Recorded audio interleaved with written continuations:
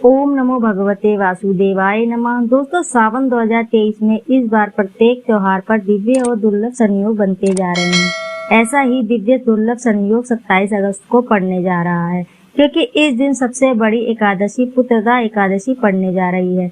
दोस्तों, पुत्रदा एकादशी व्रत के समान दूसरा कोई व्रत नहीं है।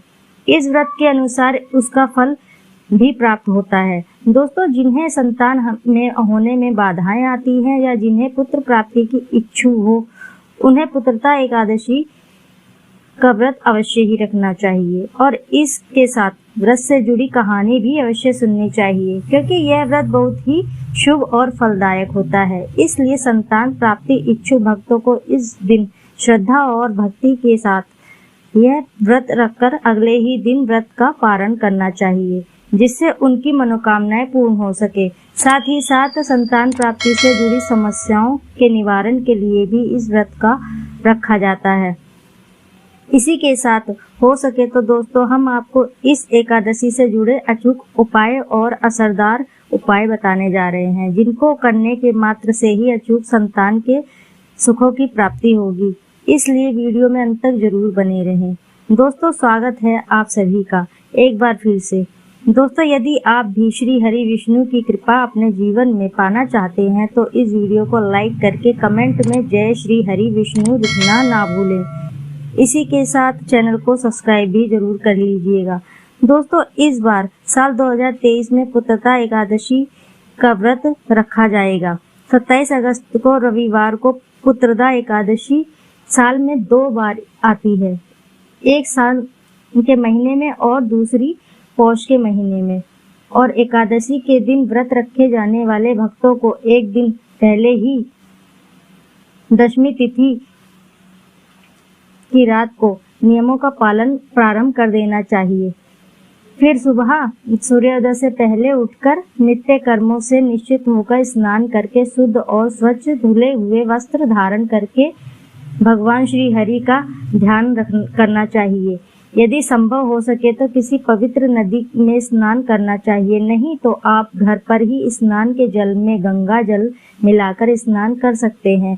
दोस्तों, यदि आप घर पर स्नान कर रहे हैं तो थोड़ी सी तुलसी की मिट्टी लेकर उसके बाद स्नान करना चाहिए। फिर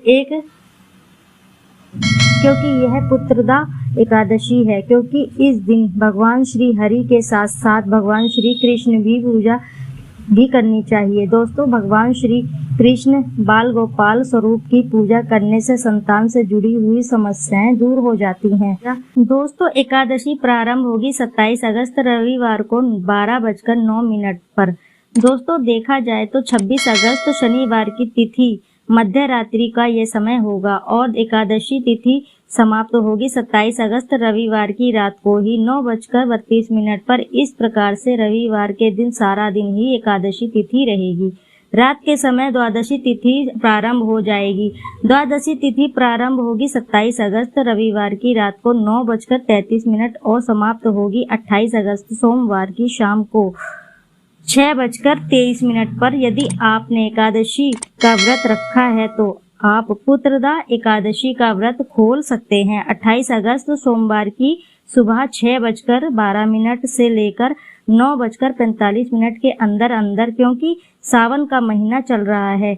ऐसे में आज के दिन भगवान विष्णु के साथ साथ आपको पूरे शिव परिवार के भी पूजा करनी चाहिए। और द्वादशी के दिन सोमवार का व्रत पालन करते समय शाम के समय आप जिस भी प्रकार का फल आहार आप सोमवार के व्रत में ग्रहण करते हैं, उस प्रकार का फल आहार आपको लेना चाहिए, क्योंकि सोमवार के दिन ही त्रयोदशी तिथि भी है।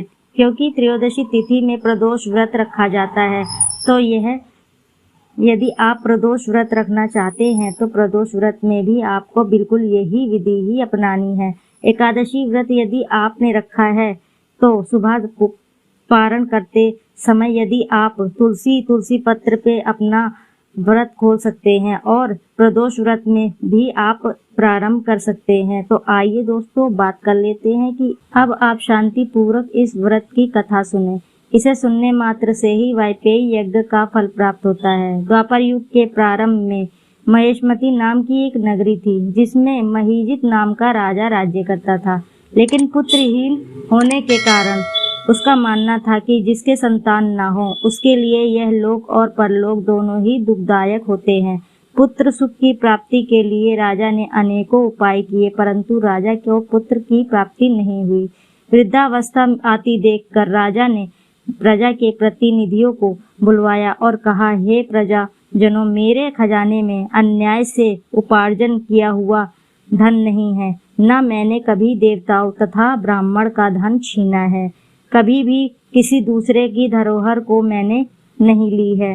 राजा का पुत्र के समान पालता रहा हूँ, प्रजा को पुत्र के समान पालता रहा हूँ, अपराधियों को पुत्र तथा बांधवों की तरह दंड देता रहा हूँ, कभी भी किसी से घृणा नहीं की, सभी को समान माना है, सज्जनों की सदा पूजा करता हूँ। इस प्रकार धर्म युक्त राज्य करते हुए भी मेरे पुत्र नहीं है और मैं अनंत दुख पा रहा हूँ। इसका क्या कारण हो सकता है? राजा महीजित की इस बात को विचारने के लिए मंत्री तथा प्रजा के प्रतिनिधि वनों को गए। वहां बड़े बड़े ऋषि मुनियों के दर्शन किए। राजा की उत्तम कामना के लिए किसी श्रेष्ठ तपस्वी को देखते फिरते रहे। एक आश्रम में उन्होंने एक अत्यंत झांता बड़े तपस्वी परमात्मा के मन लगाकर हुए जितेंद्रात्मा, जितेंद्र क्रोध, सनातन धर्म के गुण तत्वों को जानने वाले समस्त शास्त्रों के झांता महात्मा लोमश मुनि को देखा, जिनका कल्प के व्यतीत होने पर एक रोम गिरता था। सबने जाकर उन लोगों को मुनि ने देखकर पूछा कि आप लोग किस कारण से यहाँ आए हैं? निसंदेह मैं आप लोगों का हित करूँगा। मेरा जन्म केवल दूसरों के उपकार के लिए ही हुआ है, इसमें संदेह मत करो। लोमश ऋषि की ऐसी वचन सुनकर सब लोग बोले, हे महर्षि, आप हमारी बात जानने में से भी अधिक समर्थ हैं और अब आप हमारी इस संदेह को दूर कीजिए। महिमती पुरी का धर्मात्मा राजा महीजित पुत्र के समान पालन करता रहा है, फिर भी वह पुत्रहीन होने के कारण दुखी है। उन लोगों ने आगे कहा कि हम लोग उनकी प्रजा हैं, अब इसके दुख से हमें भी दुखी हैं।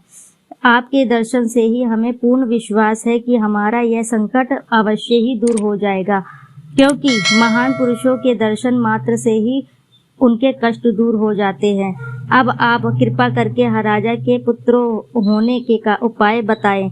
यह वार्ता सुनकर ऋषि ने थोड़ी देर के लिए नेत्र बंद किए और राजा के पूर्व जन्मों की वृतांत जानकर कहने लगे कि यह राजा पूर्व जन्मों में ही निर्धन वैश्य था। निर्धन होने के कारण इसने कोई भी बुरे कर्म किए थे।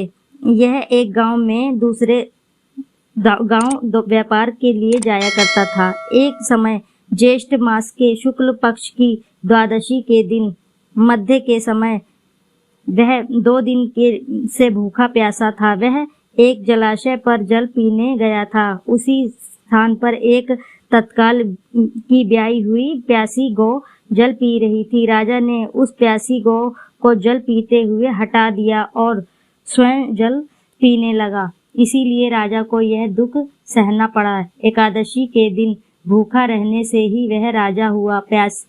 प्यासी गौ का जल पीने से हटाने के कारण पुत्र वियोग का दुख सहना पड़ रहा है।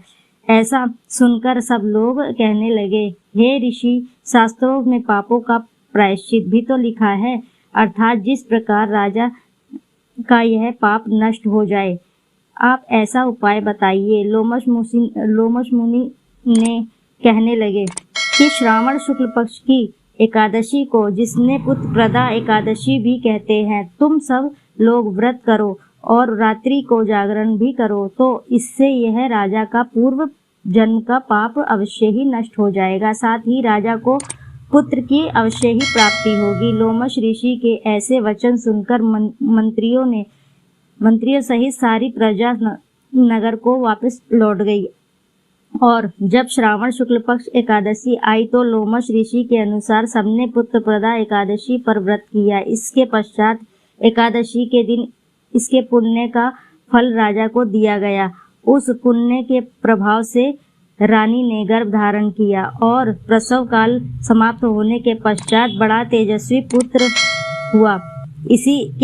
इसीलिए हे राजन, इस श्रावण एकादशी का नाम पुत्रप्रदा एकादशी पड़ा। संतान सुख की इच्छा हासिल करने वाले इस व्रत को अवश्य ही करें। इसके महात्म्य को सुनने से मनुष्य के सब पापों से मुक्ति हो जाती है और इसके लोक से संतान की सुख भी प्राप्ति होती है, परलोक में स्वर्ग को प्राप्त होता है। जय श्री हरि। दोस्तों, ये थी पुत्रप्रदा एकादशी व्रत की कथा और उससे जुड़े कुछ उपाय जो जरूर करने चाहिए आपको।